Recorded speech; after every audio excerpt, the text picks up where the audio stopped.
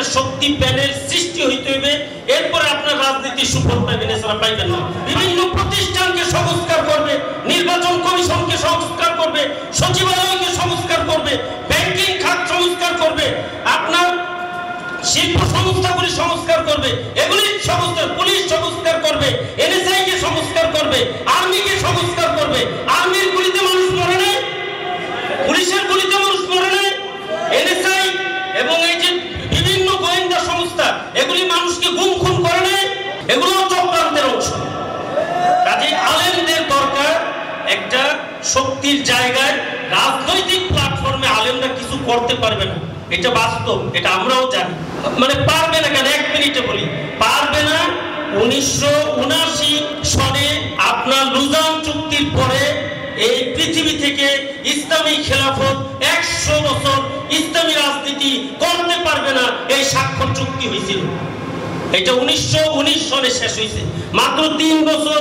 এখন ইসলামী রাজনীতিবিদদের কোন ব্লক প্যানেল সৃষ্টি হয় না। আগে প্যানেল হোক, আপনি কার রাজনীতি করবেন বলেন?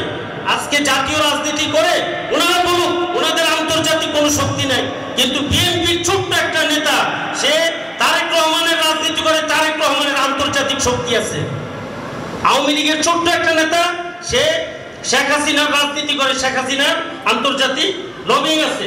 আলেমদের কোনো আন্তর্জাতিক লবিং নেই, কাজেই এখানে শক্তিশালী হওয়া সম্ভব নয়। এটা পুরো ওয়ার্ল্ড ওয়াইড, পৃথিবী জোড়া আলেমদের একটা শক্তি, ডানদের মুসলমানদের একটা শক্তি প্যানেল সৃষ্টি হইতে হবে, এরপরে আপনার রাজনীতি সুফল পাইবেন, এছাড়া পাইবেন না। বাকি রাজনীতিকে ছেড়ে দেওয়া লাগবে, রাজনীতি করা লাগবে। এখন রাজনীতি হইতেছে আমরা আমাদেরকে হেফাজতের রাজনীতি। রাষ্ট্রে কোনো অংশগ্রহণ বড় ধরনের পারলেন কিনা, পারলাম কিনা সেটা বড় বিষয় না।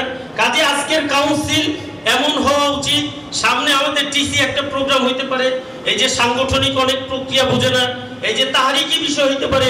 পুরা জেলা আমরা আমাদের সেরে তাজ আল্লামা আব্দুল কাদের সাহেব দামাত বারকাতুহুর নেতৃত্বে নারায়ণগঞ্জে অনেক কাজ করছি, বেফাকের ব্যানারে কাজ করছি, আরো বিভিন্ন ব্যানারে কাজ করছি। উনি পরিচ্ছন্ন একজন ব্যক্তিত্ব, পরিচ্ছন্ন একজন দিনদার মানুষ, পরিচ্ছন্ন এবং নারায়ণগঞ্জের সর্বোচ্চ সাহেবের মানুষ। উনি আমাদের উস্তাদ, আমি করি না, আমি শুধু দেওয়া করছি, কিন্তু আমাদের সমসাময়িক সবাই হুজুরের ছাত্র।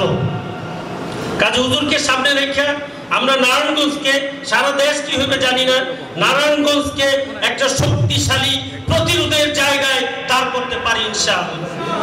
এর জন্য আপনাদের প্রস্তুতি দরকার আছে, সাংগঠনিক একটা টিসি প্রোগ্রামের দরকার আছে।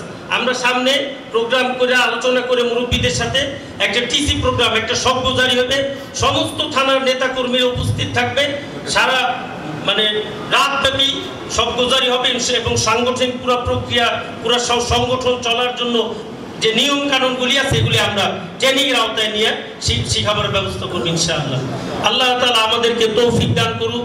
আমি সর্বোপরি এই কথাটা বলতে চাই যে নারায়ণগঞ্জের সমস্ত মানুষগুলি, যে আমরা যারা আছি, আমরা সবাই দিনদারদেরকে নিয়ে একটা প্যানেল, একটা শক্তি তৈরি করে আমাদের নারায়ণগঞ্জকে একটা শক্তির জায়গায় আনা উচিত।